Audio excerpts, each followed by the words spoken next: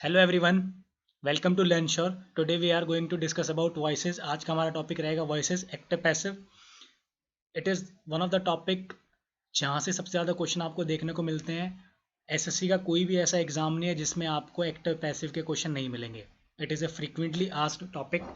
इस टॉपिक से आपको क्वेश्चन मिलेगा ही मिलेगा हर एग्जाम के अंदर, चाहे आप CDS का दे रहे हो, SSC का दे रहे हो, DSSB का दे रहे हो, या कोई भी स्टेट एग्जाम दे रहे हो। You will see lot of question from this topic. आपको बहुत सारे क्वेश्चन इस टॉपिक से देखने को मिलेंगे। इसको हम थरली पढ़ेंगे, डिटेल में जानेंगे सारे एग्जाम में किस तरीके से क्वेश्चन आते हैं। एक्टिव पैसिव का यूसेस देखेंगे। मेनली देखिए, सबसे इंपॉर्टेंट ये है कि आपका कंसेप्ट क्लैरिटी है कि नहीं है, तो वही पे ज़्यादा जोर रहेगा मेरा आज। ट्रांसलेशन में बहुत हेल्प करता है फिलर से भी बहुत क्वेश्चन आ जाते हैं। एरर्स फाइंडिंग में भी ये एक्टिव पैसिव से क्वेश्चन बन जाते हैं, और रीडिंग स्किल्स के लिए बहुत इंपॉर्टेंट है। Extremely important for SSC steno. 10 से 12 क्वेश्चन, 15 क्वेश्चन भी देखने को मिले, 20 भी देखने को मिले स्टेनो के एग्जाम में। तो CGL के अंदर आपको पता ही है 2 to 5 क्वेश्चन मिलेंगे। CDS में मिलते हैं दिल्ली हाई कोर्ट, ये सीरीज मैंने चला रखी है दिल्ली हाई कोर्ट के लिए। But it is important for every exam. ऐसा ज़रूरी नहीं कि हाई कोर्ट के लिए। इंग्लिश का जो टॉपिक मैं करा देता हूँ किसी भी एग्जाम में आएगा, वो सारे क्लियर हो जाएंगे इसके अंदर। स्पीकिंग के लिए इंपॉर्टेंट है ही। सबसे पहले देखते हैं डिटेल एनालिसिस। वेटेज की बात करें तो वेटेज जो रहेगा इसका, SSC का वेटेज रहता है। SSC का कोई भी एग्जाम आपको पता है, देखिए अगर आप चाहे MTS देंगे प्री, चाहे आप देंगे मेन, मेन किसी का भी देंगे आप, जैसे CGL का मेन देंगे तो उसके अंदर तो 100 मार्क्स, 200 क्वेश्चन आपको मिलेंगे ही मिलेंगे इंग्लिश के। जैसे अगर आप MTS का देखेंगे, CHSL देखते हैं, CGL देखते हैं, इनके प्री में आप प्री जो एग्जाम होगा उसके अंदर 2 से 3 क्वेश्चन आपको मिलेंगे ही मिलेंगे।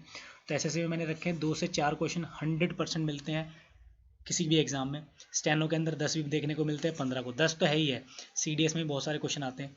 DSSB का कोई भी एग्जाम हो, whether you are giving PRT, PGT, TGT, कोई भी एग्जाम, उसके अंदर भी आपको 2 क्वेश्चन मिलेंगे ही मिलेंगे। DSSB का आपका DAS 4 हो, DAS 2 हो, सबके अंदर मिलते हैं 2 से 4 क्वेश्चन। हाई कोर्ट हम कर ही रहे हैं कवर। हाई कोर्ट के अंदर जो पेपर मैंने आपको एनालिसिस किया भी था उसके अंदर 3 से 4 क्वेश्चन मिल जाएंगे। CDS में 10 से 15। स्टेट का कोई भी एग्जाम हो, आपको 2 से 5, चाहे दिल्ली पुलिस हो, चाहे यूपी पुलिस हो, हरियाणा पुलिस हो, कोई भी पुलिस की आप प्रिपरेशन करते हो तो उसके अंदर भी आपको 2 से 3 क्वेश्चन मिलेंगे। Extremely important for translation. और जैसे कि आपको पता है कि जो दिल्ली हाई कोर्ट का एग्जाम होना है, इसके अंदर हमारी ट्रांसलेशन का एक टेस्ट होना है, डिस्क्रिप्टिव में जो हमें कवर करना है। ट्रांसलेशन के लिए it is very very very important. तो ये बहुत ज़्यादा इंपॉर्टेंट है, कवर करेंगे इसको। देखो, सबसे पहला क्वेश्चन जो आपके माइंड में आना चाहिए, और आना ही चाहिए। जनरली क्या करते हैं, स्टेप बता दिए जाएंगे, फिर आपको क्वेश्चन दे दिए जाएंगे, आप डायरेक्ट एंड डायरेक्ट बना देते हैं। But the vital question is, why do we make active और पैसिव सेंटेंस। हम ये पढ़ ही क्यों रहे हैं, वाई स्पीकिंग के लिए इतना इंपॉर्टेंट है ये, क्यों हर एग्जाम में इससे क्वेश्चन बनता है, उसके पीछे बहुत सारे रीज़न है। सबसे पहला रीज़न ये है कि एक्टिव सेंटेंस, पैसिव सेंटेंस ही है दो तरीके जिससे आप सेंटेंस बना सकते हो। देखिए, आप कोई सेंटेंस बनाओगे तो उसके अंदर या तो, जैसे मैं पढ़ा रहा हूँ, I am teaching right now, तो मैं डूअर हूँ, मैं पढ़ा रहा हूँ, ठीक है, ये एक्टिव बन गया। अगर मैं बोलता हूँ इंडिया में इंग्लिश पढ़ाई जाती है, कौन पढ़ा रहा है मैंने नहीं बताया, सिर्फ पढ़ाई जाती मैंने बोला। क्या यहाँ पे कोई डूअर है? No, we don't have any doer. It means it will be passive sentence. वो पैसिव सेंटेंस ही होगा जिसके अंदर डूअर नहीं होता। मैं आपको डिटेल में बता देता हूँ। सबसे पहले हम क्यों यूज़ करते हैं, क्या है रीज़न, उसके बाद उसके बीच में भी जाएंगे। सबसे पहले देख लो एक्टिव सेंटेंसेस और पैसिव सेंटेंस। बस, when action is performed by subject, जब कोई एक्शन सब्जेक्ट करता है उसको बोलते हैं हम एक्टिव सेंटेंस। पैसिव क्या होता है, when action is not performed by subject, जब सब्जेक्ट वो एक्शन ना करे। सिंपल सी बात है। आप जिनको ये डाउट है कि सब्जेक्ट क्या होता है, I have told you in my first video, मैंने पहली वीडियो में पढ़ा चुका हूँ आप लोगों को। आप मेरी टेंस की फर्स्ट वीडियो देख सकते हैं, जिसको सब्जेक्ट में डाउट है। वैसे बेसिक है, जो काम वो करता है वो सब्जेक्ट होता है। When subject perform the action, या फिर आप एक और लैंग्वेज में समझेंगे, एक और तरीके से समझ सकते हो कि सब्जेक्ट जब परफॉर्म करता है एक्शन, एक ही बात है। When subject doesn't perform action, कोई एक्शन नहीं करता, तो क्या हो जाता है हमारा passive. Active voices have a strong direct and clear tone. बिल्कुल क्लियर टोन होती है, जैसे मैं बोल रहा हूँ यहाँ देखो, जॉन रिपेयर्स लैपटॉप। जॉन क्या करता है, लैपटॉप को रिपेयर करता है। कौन कर रहा है, जॉन है। क्लियर कंसेप्ट है, हमारे को कोई डाउट ही नहीं, बिल्कुल सिंपल टोन समझ में आ रही है। जॉन एक रिपेयर का काम करता है, जॉन रिपेयर्स लैपटॉप, लैपटॉप ठीक करने का काम करता है। लेकिन अब बात करते हैं पैसिव की। Laptop is repaired bye John, जो लैपटॉप है वो रिपेयर किया जाता है जॉन के द्वारा। शुद्ध कितना लंबा हमने खींच दिया। और एक चीज़ और मैं आपको बताऊं, इन दोनों सेंटेंस के अंदर वैसे तो हालांकि हमने ये एक्टिव है, जो क्लास ले चुके हैं, जिन्होंने कोचिंग ले रखी है, उनको लग रहा होगा ये एक्टिव है और ये पैसिव है। बिल्कुल सही बात, सही लग रहा है आपको, आपको पढ़ाया भी गया है। लेकिन अगर आपको सेंटेंस बनाना हो, सपोज आपको ये लिखना है कि जॉन लैपटॉप रिपेयर करता है, तो आप ये सेंटेंस बना ही नहीं सकते, because we already have subject, हमारे पास सब्जेक्ट है, वही एक्टिविटी कर रहा है। वाई डू वी नीड कि हम पैसिव बनाएं? यहाँ पे रिक्वायरमेंट ही नहीं है पैसिव की। तो इस चीज़ को ध्यान रखना है कि जैसे आप सपोज आपको डिस्क्रिप्टिव के अंदर किसी के ऊपर लिखना है, तो आप वहाँ पे पैसिव नहीं बना सकते जिसके अंदर आपके पास स्ट्रॉन्ग क्लियर सब्जेक्ट है। जैसे हमारे पास यहाँ जॉन बिल्कुल स्ट्रॉन्ग क्लियर सब्जेक्ट है, तो we do not need to make passive sentence. तो यहाँ सिर्फ एक्टिव ही बनाना है। एग्जामिनर तो वो चेक करता है आपको कि आप क्या इसका पैसिव बना सकते हो, वो एक अलग चीज़ है। एग्जाम में जब वो ऑप्शन आते हैं डायरेक्ट से इनडायरेक्ट बना, this that is different thing. But important thing ये है कि आपको ये चीज़ ध्यान रखनी है while making sentences, while writing और वाइल स्पीकिंग। आपको ध्यान रखना है कि एक्टिव बनता है जब हमारे पास एक्टिव डूअर हो और एक्टिव काम कर रहा हो। बिल्कुल क्लियर समझ में आ रहा है। लेकिन पैसिव जब बनता है जब हमारे पास डूअर एक्टिव ना हो। तो ये ध्यान रखना है, बनाना नहीं है आपको हर जगह पैसिव। जहाँ पे आपको बोला है डायरेक्ट से इनडायरेक्ट बनाना है, वहाँ बनाना है। अभी हम और डिटेल में जाएंगे, आपको समझ में आ जाएगा। शी सोल्ड हर कार, उसने अपनी गाड़ी बेची। हर कार वो sold by her. Simple sentence, बिल्कुल ठीक है। ये एक्टिव है, पैसिव। जिनको ये समझ में नहीं आ रहा कि बन कैसे रहे हैं, अभी हम चैप्टर स्टार्ट नहीं किया, मैं आपको सिर्फ थोड़ा सा बेसिक बता रहा हूँ। She is reading novel, novel is being read by her, पढ़ी जा रही है उसके द्वारा। Tom painted the car, car वो टॉम पेंटेड द कार, इसका हो जाएगा कार वोज। अच्छा, Tom painted the car was, ये मैंने दूसरा सेंटेंस बनाया था वैसे। कार वोज हैज़, इसको काट देते हैं, इसका पैसे बनाते हैं। Car was painted by Tom, ये बन जाएगा इसका। वो दूसरा मैंने पैसिव में बना रखा था। तो ध्यान रखना है आपको कि एक्टिव पैसिव में बहुत ज़्यादा डिफरेंस है। अभी डिटेल में मैं आपको समझा देता हूँ। देखो, एक चीज़ ध्यान रखनी है, जब भी आप सेंटेंस बनाते हैं तो दो चीज़ें इंपॉर्टेंट रहेंगी आपके लिए। सबसे इंपॉर्टेंट एक चीज़ ये रहेगी कि क्या जो मैं सेंटेंस बना रहा हूँ उसके अंदर कोई डूअर है। अगर तो डूअर है और वो एक्टिविटी कर रहा है, तो कोई डाउट ही नहीं होना चाहिए क्या बनेगा उसके अंदर, सिर्फ और सिर्फ क्या बनाओगे आप, एक्टिव। मतलब जब हमारे पास डूअर होता है और वो क्या कर रहा होता है, एक्शन भी कर रहा होता है, तो डायरेक्ट डूअर का एक्शन के साथ बिल्कुल रिलेशन होता है। और अगर बात करते हैं पैसिव की, पैसिव के अंदर जो डूअर होगा उसका एक्शन के ऊपर फोकस नहीं किया जाएगा। मतलब या तो फोकस नहीं किया जाएगा डूअर का एक्शन के ऊपर, या फिर हमारे पास डूअर ही नहीं होगा। ध्यान रखिएगा, मैं भी बताता हूँ, अभी क्लियर हो जाएगा 5 मिनट के अंदर। देखो कैसे, जैसे मैं बोल रहा हूँ भारत की जनसंख्या बढ़ रही है, गेटिंग माई पॉइंट? ठीक है, लिख देता हूँ मैं सेंटेंस, भारत की पॉपुलेशन बढ़ रही है। सपोज ये सेंटेंस है। अब आपको पॉपुलेशन पे या सेंसस पे या किसी चीज़ पे आपको ऐसे लिखना है, पैसेज पैसेज कुछ लिखना है आपको, डिस्क्रिप्टिव के अंदर ऐसे आ गया आपका। तो आप देखो, भारत की पॉपुलेशन बढ़ रही है, ये सेंटेंस आपने देखा। अब सबसे पहले अपने दिमाग में ये चीज़ देखो कि क्या ये एक्टिव है कि पैसिव। आपको पता है अगर सेंटेंस एक्टिव होता है, तो एक्टिव होता है तो उसके अंदर डूअर होता है, और डूअर होता है तो वो एक्शन भी करता है। क्या यहाँ पे कोई डूअर दिया है मैंने? भारत की पॉपुलेशन बढ़ रही है, कोई बढ़ा रहा है, मैंने ये बोला? नहीं बोला। मैंने ये बोला कि क्या जनता बढ़ा रही है, लोग बढ़ा रहे, नहीं बोला। मैंने सिर्फ मेंशन कर दिया कि पॉपुलेशन बढ़ रही है। तो इसीलिए यहाँ पे सिर्फ और सिर्फ एक ही सेंटेंस बन सकता है, और वो बनेगा हमारा passive. Very very important guys, इसका पैसिव बनेगा पॉपुलेशन ऑफ इंडिया। अब क्योंकि ये आएगा तो दावी लग जाएगा। द पॉपुलेशन ऑफ इंडिया बढ़ रही है, is being increased.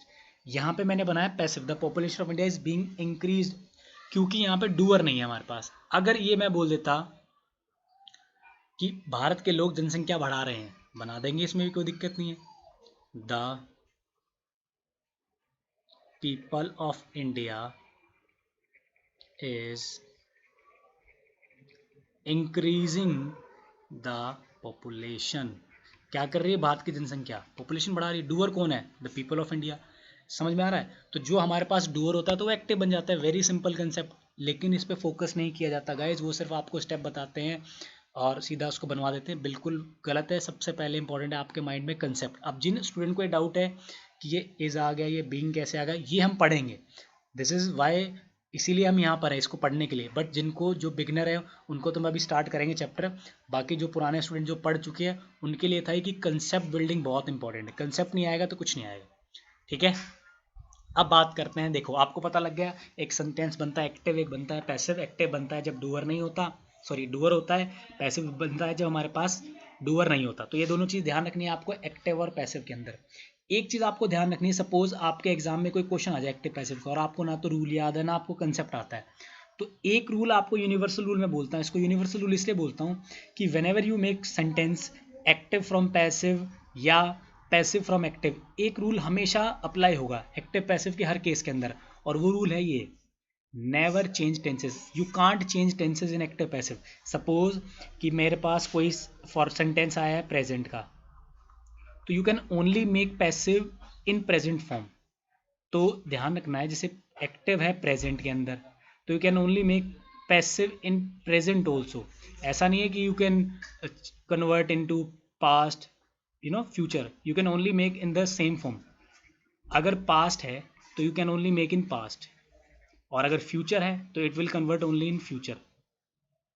You can't convert any sentence in different tense.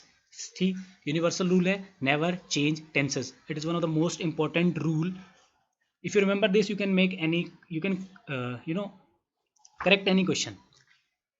Important चीज़ें क्या है, सबसे पहले active voice, passive voice, 3 step है। देखिए मैं आपको और थोड़ा यहाँ समझा देता हूँ, बिल्कुल इजीली क्लियर हो जाएगा। सबसे पहले आपको 3 चीज़ों को ध्यान रखना है जब भी एक्टिव से पैसिव बनाओ। सबसे पहला फर्स्ट रूल आपको पता ही है, ये तो स्टेप में नहीं, ये तो वैसे ही याद कर लो आप लोग कि नेवर चेंज टेंसेस। एनसीटी लगा दो आप, कभी भी टेंस चेंज नहीं करना एक्टिव पैसिव बनाते टाइम। अब फर्स्ट स्टेप क्या है सबको पता है, स्कूलों में भी आपने सीखा हुआ है, सब्जेक्ट को ऑब्जेक्ट बना दो, ऑब्जेक्ट को सब्जेक्ट, ये बहुत बेसिक है। दूसरा, हमेशा ध्यान रखना है जब भी पैसिव होगा उसके अंदर पास्ट पार्टिसिपल ही आएगी, वर्ब की थर्ड फॉर्म। गाइज इस चीज़ को ध्यान रखना है। पैसिव पहचानने का सबसे इंपॉर्टेंट तरीका, सबसे इजी तरीका ये भी है कि अगर वो पैसिव है तो उसके अंदर वर्ब की थर्ड फॉर्म होगी ही होगी, ठीक है। इधर देख लो, जैसे यहाँ पे लिखा हुआ है इंक्रीजिंग, क्या ये पैसिव हो सकता है? हो ही नहीं सकता। यहाँ तो आईएनजी फॉर्म आ गया, आईएनजी फॉर्म कैसे आ जाएगी? हमें चाहिए वर्ब की थर्ड फॉर्म, तो यहाँ पे इंक्रीज्ड का होना जरूरी है। तो यहाँ पे देखो ऊपर पैसिव है तो यहाँ पे इंक्रीज्ड है, तो subject object object subject, second step है वर्ब की थर्ड फॉर्म। अब कुछ बताते हैं कि बाय लगता है, बाय के साथ देखिए बाय लगता है बहुत सारे केसेस में, 99% केसेस में आपको बाय मिलेगा। तो बाय आप चाहो तो याद कर सकते हो, वैसे तो डिपेंड करता है सेंटेंस के ऊपर। तो 3 स्टेप हो गए हमारे, subject object object subject first, verb की थर्ड फॉर्म लगती है, पैसिव कोई भी बनेगा और बाय के साथ हम ऑब्जेक्ट दे देते हैं।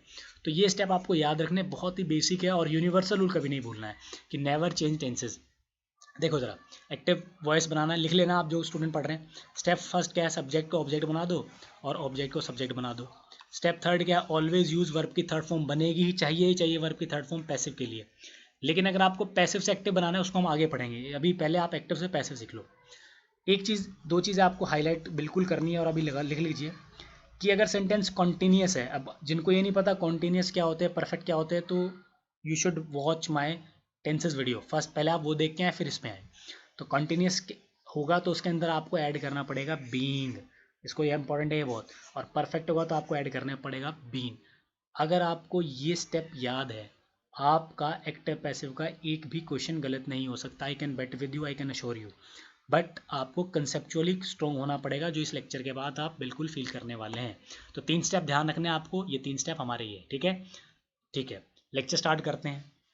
सबसे पहले आपको पता है सिंपल प्रेजेंट टेंस पढ़ा था हमने, अफर्मेटिव सेंटेंस पढ़े थे, इंटेरोगेटिव पढ़े थे, डबल इंटेरोगेटिव पढ़े थे। जिनको नहीं पता please watch my tenses video, आपका टेंसेस की हमेशा के लिए डाउट क्लियर हो जाएंगे।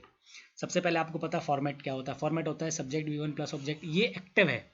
अब आप देखो, आपके दिमाग में ये लिखा है, सपोज आपके कहीं किसी भी सेंटेंस की फ्रेमिंग में यहाँ पे क्या लिखा V1।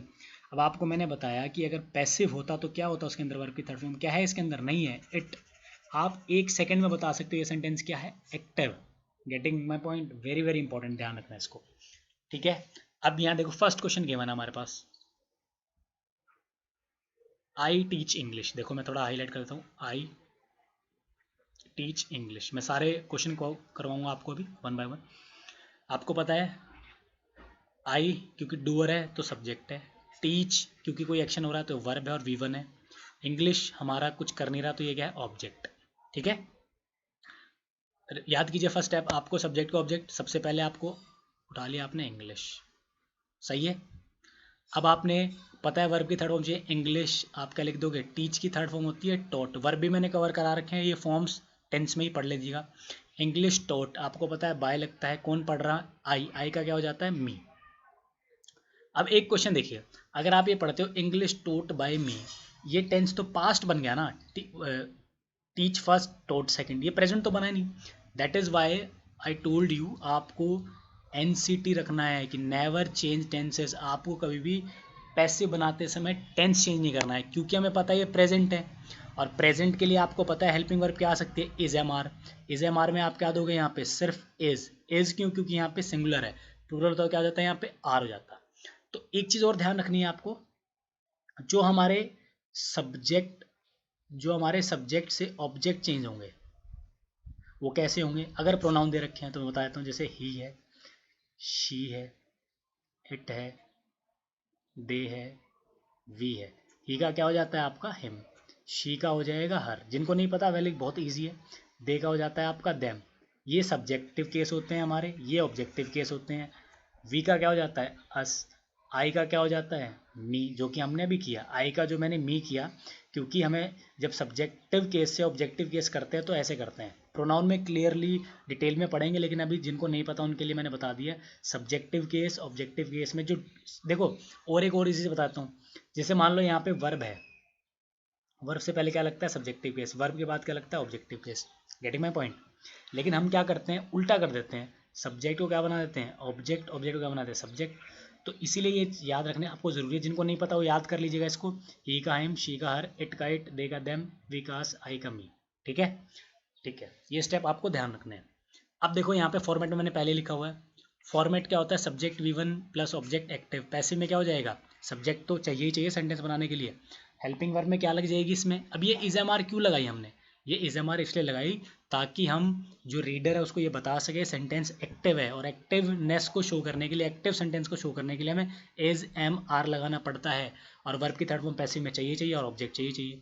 तो ध्यान रखना है गाइस, मैं बहुत स्लो करा रहा हूँ सो दैट आपको समझ में आ जाए। जिनको नहीं समझ में आ रहा है, उनको टेंस क्लियर नहीं है, उनको टेंस नहीं आते, सीधी सी रीज़न ये है, तो आप ज़रूर टेंस पढ़ लीजिएगा। अगर आप टेंस पढ़ लोगे तो ये हो जाएगा। एक और चीज़, अब मैं आपको सारे क्वेश्चन इसमें करके दिखा देता हूँ, प्रैक्टिस करवाता हूँ। देखो यहाँ लिखा हुआ है किड्स ऑलवेज ईट कैंडीज। जो बच्चे होते हैं वो हमेशा टॉफियाँ खाते हैं, कैंडीज खाते हैं। आपको पता है कैंडीज हमारी यहाँ क्या है, ऑब्जेक्ट। ईट क्या है मेरी, वर्ब। किड्स क्या है मेरा, सब्जेक्ट। ऑलवेज, चलो आप मुझसे कोई मुझे बता सकता है ऑलवेज क्या है, कमेंट कर सकते हो जिनको पता हो। वैसे ऑलवेज में बताया तो ऑलवेज यहाँ पे हमारी एडवर्ब है। तो किड्स ऑलवेज ईट चॉकलेट्स, इसका पैसिव क्या बनेगा, आपको पता है ऑब्जेक्ट को सब्जेक्ट में, कैंडीज को आप सब्जेक्ट बनाओगे तो क्या लिखोगे यहाँ पे, कैंडीज। अब क्योंकि इंग्लिश तो सिंगुलर था तो हमने इज लिखा, प्लूरल हो जाएगा तो क्या आ जाएगा यहाँ पे, आर। Candies are. ऑलवेज आपको लगाना पड़ेगा ऑलवेज। ईट का वर्ब की थर्ड फॉर्म क्या हो जाती है, ईट, एट, ईटन। आपको पता है बाय लगता है और खा कौन रहे हैं, किड्स खा रहे हैं, तो ये बन गया हमारा पैसिव। Very very simple. तो kids are, sorry candies are always eaten by kids. Next देख लो, people cut lot of tree. लोग हैं बहुत ज़्यादा पेड़ काटते हैं। बना लो सेंटेंस, बहुत ही ईजी है, पैसिव बनाना है। आपको पता है पीपल क्या है हमारे, पीपल है हमारा सब्जेक्ट, क्योंकि वो काम कर रहे हैं, है कि नहीं, काम कर रहे हैं, क्या कर रहे हैं वो, काम कर रहे हैं। तो पीपल क्या है सब्जेक्ट, और ट्रीज क्या है हमारी ऑब्जेक्ट। आपको पता है सब्जेक्ट ऑब्जेक्ट ऑब्जेक्ट सब्जेक्ट, क्या लगाएंगे आप यहाँ पे, ट्रीज। ट्रीज अब सिंगुलर है कि प्लूरल, प्लूरल है तो क्या हो जाएगा are, trees are. Next, verb की थर्ड फॉर्म, कट की तो कट ही रहती है, trees are cut by whom, by people. Very simple, किसके द्वारा काटे जा रहे हैं, पीपल के द्वारा काटे जा रहे हैं। और लिख लो, एवरीबडी लव चॉकलेट्स, सिंपल है तो आप लिखेंगे यहाँ पे चॉकलेट्स, प्लूरल है तो क्या हो जाएगा आर। लव वर्ब की फर्स्ट फॉर्म क्या हो जाएगा, लव्ड। लव देखो एक चीज़ और ध्यान रखनी है, हम आगे पढ़ेंगे डिटेल में, वैसे तो लव आपका नाउन भी होता है और लव आपकी वर्ब भी होती है, ये बहुत इंपॉर्टेंट कंसेप्ट, आगे पढ़ेंगे इसको। Everybody loves chocolate, chocolates are loved by, आप एवरीबडी लिखने की जरूरत नहीं है, यहाँ पे इतना लिखो चॉकलेट्स आर लव्ड। अब एक चीज ध्यान रखनी है आपको, एक क्वेश्चन की फॉर्मेट में आते हैं, देखो इजी वाले तो आप बना दोगे लेकिन क्वेश्चन वाले बहुत इंपॉर्टेंट है। डू अमेरिकन ड्रिंक टी, कोई मुझे इसका पैसिव बना के दिखाए, पहले बताओ ये एक्टिव है कि पैसिव। सबसे पहले देखो यहाँ पे ड्रिंक लिखा है, ड्रिंक वर्ब की कौन सी फॉर्म है, वर्ब की फर्स्ट फॉर्म, तो ऑब्वियसली बात है ये एक्टिव है। पैसिव बनाना है, पैसिव बन जाएगा। देखो पैसिव बनाने के लिए आपको चीज ध्यान रखनी है, जैसे आपको पता है अमेरिकन क्या है यहाँ पे सब्जेक्ट, टी क्या है मेरा ऑब्जेक्ट, ड्रिंक क्या है वर्ब। अब पैसिव बनाना है, सबसे पहले आपको पता है टी, टी को क्या बनाओगे आप सब्जेक्ट, तो टी बन गया टी। अब यहाँ पे आपने लिख दिया इज, क्योंकि टी के साथ इज आती है ना, टी इज। ड्रिंक का क्या हो जाएगा, drink drank drunk, T is drunk by whom, कौन पीते हैं उसको, अमेरिकन। देखो इतना तो सिंपल, इतना तो आपको मैंने ऊपर ही करा दिया, T is drunk by American. But problem यहाँ पे ये कंप्लीट नहीं हुआ, कंप्लीट क्यों नहीं हुआ, क्योंकि आपसे किस में पूछा गया, क्वेश्चन के फॉर्मेट में डू लगाया आगे। तो क्वेश्चन बनाने के लिए आपको मैंने आपको टेंसेस में सिखाया था, हेल्पिंग वर्ब हमेशा आगे आती है और सब्जेक्ट बाद में आता है। तो बहुत सिंपल है, क्या करोगे आप लिखोगे is T drunk by bye American और क्वेश्चन मार्क। तो कुछ नहीं करना, सेम बनाया हमने बस है, क्योंकि यहाँ पे डू एक क्वेश्चन है और क्वेश्चन के लिए हेल्पिंग वर्ब हमें चाहिए, तो हमने उस हेल्पिंग वर्ब को आगे कर दिया, वेरी सिंपल। तो is T drunk by American. इसी तरीके से डज शी फिल द चलान, आप द चालान उठाओगे पहले, the challan is filled by हर, लेकिन ये क्वेश्चन नहीं बना तो आप क्या बनाओगे, is the challan, is the challan filled by her, simple. ठीक है, ध्यान रखना, हु सेल्स अम्ब्रेला, जब भी केस आपका हु का आ जाए, एक चीज़ आपको ध्यान रखनी है, हु को आप कन्वर्ट कर देते हैं बाय होम के अंदर, बाकी सारा सेम। इसकी मैं नेक्स्ट वैरायटी अलग से कराऊंगा, इसका आंसर वैसे मैं बताता हूँ आप लोगों को। अब by whom was, sorry by whom are umbrella sold, ठीक है, by whom are umbrella sold, तो ध्यान रखिएगा, इसको आप कवर करेंगे, ये नेक्स्ट वैरायटी में करेंगे ही करेंगे। बात करते हैं कॉन्टिन्यूस की।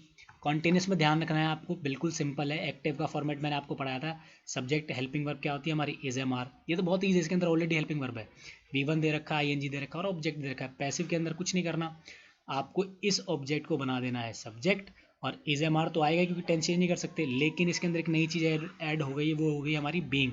और बीइंग क्यों ऐड हुई, क्योंकि कंटिन्यूटी शो करने के लिए, क्योंकि आपको पता है वर्ब की थर्ड फॉर्म चाहिए और वर्ब की थर्ड फॉर्म कंटिन्यूटी शो नहीं कर सकती, तो कंटिन्यूटी शो करने के लिए हमने क्या ऐड किया यहाँ पे, बीइंग, वर्ब की थर्ड फॉर्म ऑब्जेक्ट। देखो जरा सेंटेंस ले लेते हैं, एक सेंटेंस इधर देख लो, आप लोग क्या कर रहे हो, मैं क्या कर रहा हूँ, वी आर लर्निंग इंग्लिश, ठीक है, मैं पढ़ा रहा हूँ, आप लोग पढ़ रहे हो, तो आई एम लर्निंग इंग्लिश बना देते हैं, इसका पैसिव कैसे बनेगा, आपको पता है आई हमारा सब्जेक्ट है, इंग्लिश ऑब्जेक्ट है, एम लर्निंग क्या है वर्ब, जिसमें am helping verb, learning main verb. तो सबसे पहले आप लिखेंगे इंग्लिश, बहुत ही सिंपल। अब इंग्लिश सिंगुलर है कि प्लूरल, इंग्लिश इज। अब यहाँ पे आपको पता है, क्योंकि कंटिन्यूटी शो नहीं हो पाएगी वर्ब की थर्ड फॉर्म के लिए, तो इसलिए हमें मेन वर्ब से पहले क्या लगाना पड़ेगा, बीइंग। तो देखिए फॉर्मेट फॉलो हो रहा है, सब्जेक्ट इंग्लिश है, इज लिख लिया हमने और बीइंग लिख लिया, इंग्लिश इज बीइंग, यहाँ क्या लिखोगे आप, लर्नड बाय मी, सिंपल। और देख लो, the coach is congratulating the team, तो आप बोलोगे the team is being congratulated by the coach, very simple. ठीक है, द टीम क्या है हमारा ऑब्जेक्ट, द कोच क्या है हमारा सब्जेक्ट, इज कॉन्ग्रेचुलेटिंग क्या है हमारी वर्ब। तो बना दो सेंटेंस, इसका बनेगा the team is being congratulated by the coach, simple है। नेक्स्ट देख लो, are they opening the gifts now, क्या वो गिफ्ट्स को ओपन कर रहे हैं, देखिए बहुत ही सिंपल है, कोई दिक्कत वाली बात नहीं है। आपके पास क्या आ गया, आपके पास आ गया, देखो इधर ना, are they opening the gifts now, simple है। सबसे पहले दे क्या है सब्जेक्ट, गिफ्ट्स क्या है ऑब्जेक्ट, ओपनिंग क्या है वर्ब। देखो बना दो सेंटेंस, तो सबसे पहले आपको क्या है ऑब्जेक्ट को सब्जेक्ट बनाना है, गिफ्ट्स प्लूरल है, तो गिफ्ट्स के लिए क्या लगाओगे आप? आर। गिफ्ट्स के लिए लगाना पड़ेगा आर। आर के साथ क्या लगाओगे? Gifts. Are gifts, I N G देना पड़ेगा। आर गिफ्ट्स बीइंग, क्या लिखोगे? Opened by them now. Question बन गया। तो गाइस कुछ नहीं है, बस आपको हेल्पिंग वर्ब आगे कर देनी है, ठीक है? और कुछ नहीं है, बस हेल्पिंग वर्ब आगे कर दो। जैसे ये देखो, is he playing rugby at the ground, क्या वो ग्राउंड में रग्बी खेल रहा है? देखो सबसे पहले आपको पता है कौन खेल रहा है, ही क्या है मेरा? सब्जेक्ट। ग्राउंड क्या है? ऑब्जेक्ट। सिंपल है। तो आप लिखोगे इज द, देखो रग्बी भी ऑब्जेक्ट है आपका, तो दो ऑब्जेक्ट है, कोई दिक्कत नहीं। इज द, मैं रग्बी को उठा रहा हूँ, is the rugby being played by him at the ground, ठीक है? तो सिंपल है। तो कुछ नहीं है, आपको जब भी सेंटेंस बनाना हो कोई दिक्कत नहीं है, आप सब्जेक्ट को ऑब्जेक्ट, ऑब्जेक्ट को सब्जेक्ट, वर्ब की थर्ड फॉर्म और बाय लगा के कर दीजिए काम। देखो थोड़ा सा मैं आपको और क्लियर कर देता हूँ, जिनको थोड़ा सा लग रहा होगा, जो बिगिनर है मैं समझ सकता हूँ, बिगिनर को थोड़ी प्रॉब्लम आती है। देखो जैसे मैंने एक क्वेश्चन लिखा है यहाँ पे, we are we are watching a movie, ठीक है?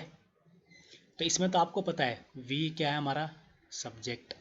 आर वॉचिंग क्या है मेरी? वर्ब। अ मूवी क्या है मेरा? ऑब्जेक्ट। तो आप क्या उठाओगे इसमें? अ मूवी, सिंपल है। अब आपको पता है सिंगुलर टेंस चेंज ही कर सकते हैं, never change tense. A movie is, I N G के लिए क्या देना पड़ेगा? A movie is being. Watching का क्या लिखना पड़ेगा? वॉच्ड बाय अ, सिंपल है।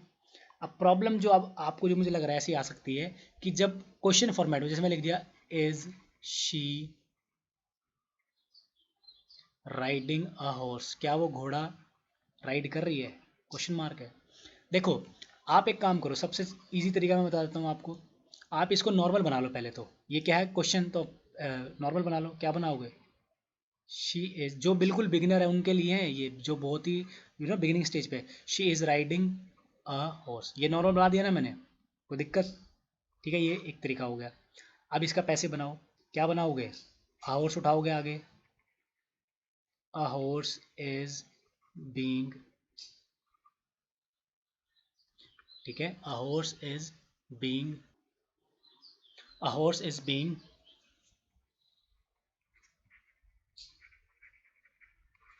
बाय हर, ठीक है? कुछ नहीं करना, a horse is being ridden bye हर। क्या करना है आपको? हेल्पिंग वर्ब को आगे करना है, तो आप लिख दोगे आगे इज, क्या लिखोगे? अ हॉर्स, क्या लिखोगे? बीइंग रिडन बाय हर, क्वेश्चन मार्क। तो सिर्फ क्वेश्चन के केस का ये है कि आपको हेल्पिंग वर्ब को आगे देना पड़ता है, और कुछ नहीं है। हेल्पिंग वर्ब आपको मैंने, जिनको ये डाउट हो रहा है, ये सिर्फ उन्हीं बच्चों को डाउट होगा जो जिन्होंने टेंस नहीं पढ़ा है। अगर टेंस पढ़ा है तो उनको क्लियर होगा, ठीक है? अब बात करते हैं लास्ट टेंस की, जो कि आज हम पढ़ेंगे प्रेजेंट में, वो है present perfect tense. Present perfect tense की बात की जाए तो प्रेजेंट परफेक्ट टेंस में आपको पता है एक्टिव, सब्जेक्ट है, हैज़ है, और वर्ब की थर्ड फॉर्म। देखो इसके इसमें एक और एडवांटेज मिल गया आपको, इसमें ऑलरेडी वर्ब की थर्ड फॉर्म गिवन है, तो आपको कोई वर्ब चेंज नहीं करनी, वर्ब ऑलरेडी गिवन है।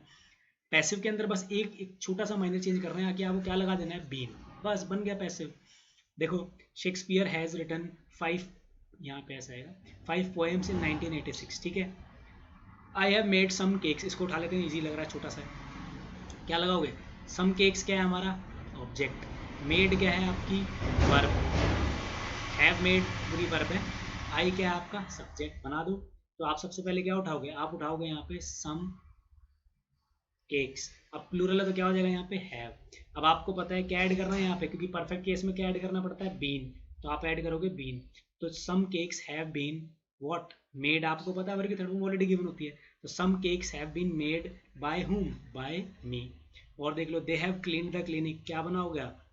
द क्लिनिक हमारा, द क्लिनिक। अब क्लिनिक क्या है? सिंगुलर, तो क्या लिखना पड़ेगा? Has. The clinic has been cleaned by them, simple है। अब क्वेश्चन में देखो आपको हेल्पिंग वर्ब ऑलरेडी दे रखी है, तो द पुलिस आपको पता है सब्जेक्ट है, कोर्ट क्या है आपका? Man, object. ठीक है, आप उठा लो, आपको पता है आपको पुलिस को उठाना है, द पुलिस, तो सॉरी किसको उठाना है, द मैन को ना, तो आप उठाओगे द मैन, सिंगुलर है, ए लिखा हुआ है, तो क्या हो जाएगा, हैज़, क्योंकि सिंगुलर है तो हैज़ द मैन, क्या लगाओगे, बीन, बीन क्यों आया, क्योंकि बीन लगता है पैसे में, has the man been caught by, किसके द्वारा, बाय द पुलिस, सिंपल।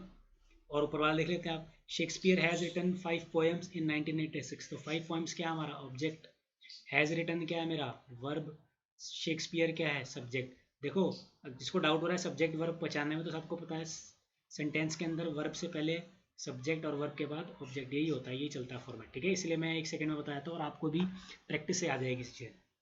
तो क्या लिखेंगे आप लिखेंगे 5 पोएम्स, अब 5 पोएम्स प्लूरल है तो क्या लगेगा, हैव, 5 पोएम्स हैव, क्या लगाना पड़ेगा, बीन, क्या हो चुकी है, लिखी जा चुकी है, तो क्या लिखना पड़ेगा, रिटन, अब ये तो पता है ऑलरेडी वर्ब की थर्ड फॉर्म गिवन है, 5 poems have been written by Shakespeare, कब, इन 1986, वेरी सिंपल। तो बहुत ही सिंपल है, बहुत ही बेसिक मैंने ध्यान रखवाने की कोशिश की है। सबसे इंपॉर्टेंट आपको ये ध्यान रखना है कि आपको बनाना कब है, कौन सा सेंटेंस और क्या रिक्वायरमेंट है। आपके लिए भी जो आज के चैप्टर की एक्सरसाइज वो ये है कि सबसे पहले आपको ये गेस नहीं करना, आपको पता लगाना कि आप पढ़ चुके हो आप कि इनके अंदर कौन सा सेंटेंस एक्टिव है, कौन से पैसिव है। प्रैक्टिस करते हैं। देखो, आई बॉट एन आईफोन, मैंने एक आईफोन खरीदा, किसने खरीदा, मैंने, तो ये क्या है आपका एक्टिव। जॉन कैन स्विम, कौन कर सकता है, जॉन, एक्टिव।